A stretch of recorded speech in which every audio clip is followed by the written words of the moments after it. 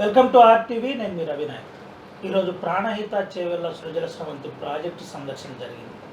Doctor BR Ambedkar Pranahita Chevella సృజల స్రవంతి మీద 2008లో అప్పటి ముఖ్యమంత్రి రాజశేఖర్ రెడ్డి దాదాపుగా 38,000 కోట్ల రూపాయలతో శంకుస్థాపన చేసిన పరిస్థితి. మనతో పాటు మంత్రి గారు ఉన్నారు, మాట్లాడిద్దాం. జిల్లా ఇన్ఛార్జ్ మంత్రి ఈరోజు సందర్శన తర్వాత దీని మీద కార్యాచరణ ఏ విధంగా ఉండబోతుందో తెలుసుకుందాం. సార్ నమస్తే. సార్ ఏంటి సార్ ఈరోజు ప్రాజెక్ట్ని మళ్ళీ సందర్శించారు, ఎట్లా చూడొచ్చు, ఏంటి అసలు పరిస్థితి? ఇప్పుడు ఈ ప్రభుత్వం ఇందిరమ్మ ప్రభుత్వం రేవంత్ రెడ్డి గారి నాయకత్వంలో ఏర్పడి 2 సంవత్సరాలు దాటింది. మొదటి 1-2 సంవత్సరాలు అంటే అస్తవ్యస్త పరిస్థితి, ఆర్థిక సమస్యలు, రకరకాల అన్యాయాలకు కొంత సమయం పట్టింది.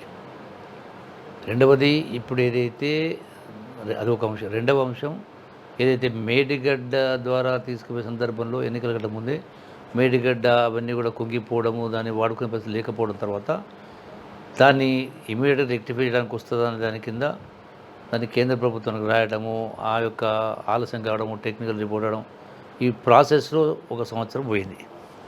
సో అది సందిగ్ధావస్థ పరిస్థితిలో, అది మేడిగడ్డ అయినా సుందిళ్ళైనా అన్నారమైనా సందిగ్ధ ఉన్న పరిస్థితిలో సో ఫర్దర్ కాలయాపన కాకుండా ఉండాలనేటువంటి ఆలోచనతో ఒకటి తుమ్మిడిహట్టి నుంచి గ్రావిటీతో నీళ్ళు తీసుకుపోవాలని ఒకటి.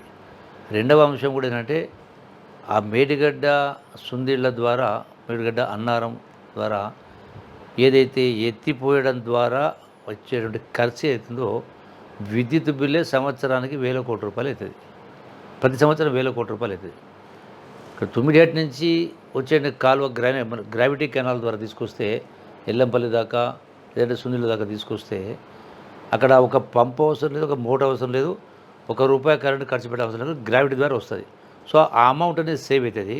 అందులో 1 సంవత్సరం ఖర్చు పెడితే, వచ్చే కరెంట్ బిల్ ఖర్చు పెడితే, దానికి ఏదైతే బ్యాలెన్స్ వర్క్ అవుతుందో తుమ్మిడిహట్టి నుంచి ఆ రోజున మీరన్నట్టుగా వైఎస్ రాజశేఖర రెడ్డి గారు 2008వ సంవత్సరంలోనే అప్పుడే ఈ యొక్క ప్రాణహిత చేవెళ్ళ సుజల స్రవంతి అనేటువంటి అది డాక్టర్ బిఆర్ అంబేద్కర్ పేరుతోటి ఆ కార్యక్రమాన్ని చేపట్టడం జరిగింది.